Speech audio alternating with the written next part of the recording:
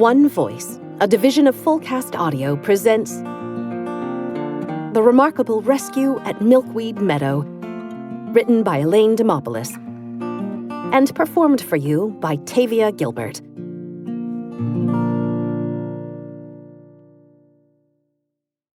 For Athena, my little female human. 1.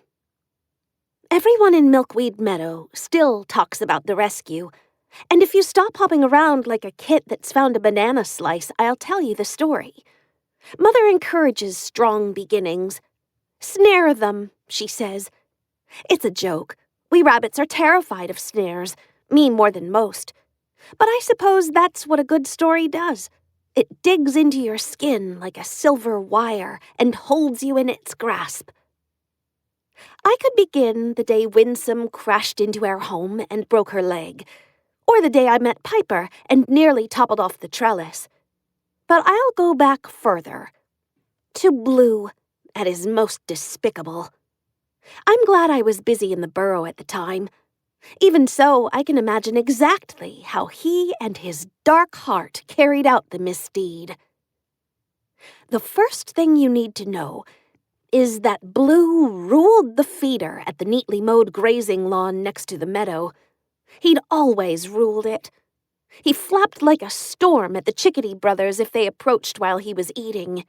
"Stay away, or I pluck you clean!" he'd shout at the house sparrows and the other small birds, seed crumbs exploding from his beak. The woodpeckers were the only ones that sometimes squawked back, but that big bully always held his ground. Even the squirrels shot away to the oak trees when he dove at them. Blue's something to look at, all right. My fur is the color of wet wheat.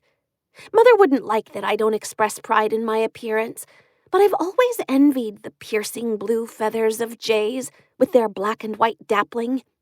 I'm not the only one either, because when he feeds, two faces often appear at the window of the house next to the lawn.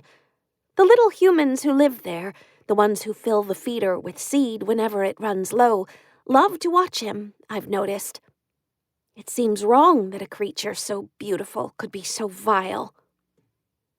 The cruelest thing that day was that Blue must have been full already after a morning of eating. He'd hopped off the feeder, but instead of performing his usual midday calisthenics in the trees, he decided to peck around on the ground near the mourning doves. The poor doves. Mother says they aren't very smart. I don't know if I agree with her, but they have gentle natures. They eat fallen seed and stay out of everyone's way. Blue fixed his black eye on one of the doves and hopped toward him. The dove hopped away obligingly. Again, Blue advanced. The dove retreated. They continued this slow dance under the feeder, Blue never doing anything more than staring and hopping in pursuit. Finally, the dove couldn't take it. "What do you want?" Blue tilted his head so his other eye beheld the dove. "Name?" "Culver."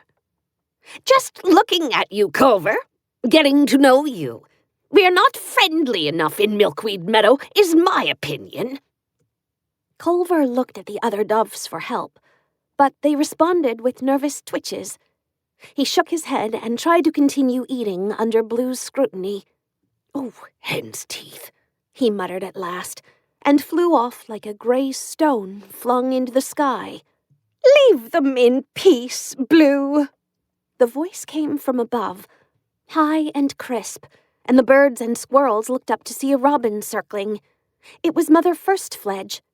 "I do what I please," Blue called back. "Yes, you do, and we all suffer. Why don't you migrate and find some other flocks to torment?" Preferring worms and bugs, the robins didn't have to put up with Blue's bullying at the feeder. Maybe that's what gave Mother Firstfledge courage. "Watch your beak," said Blue, "or you'll be sorry, is my opinion." "You don't scare me." She swerved and flew away over the top of the house. Blue stood quietly for a moment. He must have been aware of the eyes on him, the others waiting to see his reaction. I don't know if he was driven by wickedness or the need to back up his words, or some ugly mix of both. The robins had built their nest near the house, on the crossbars atop the wooden trellis. It was nestled cozily under a gable. Blue flew to the top of the trellis and perched next to the nest. We had all overheard the robins talking about how proud they were of their 4 eggs that spring. Blue snatched one of the eggs in his mouth and flew to the ground. Beak slightly parted, he tapped at the shell until it cracked. I don't have the stomach to dwell on what came next, but there, right there on the lawn in the late morning sunshine, the feathered brute feasted.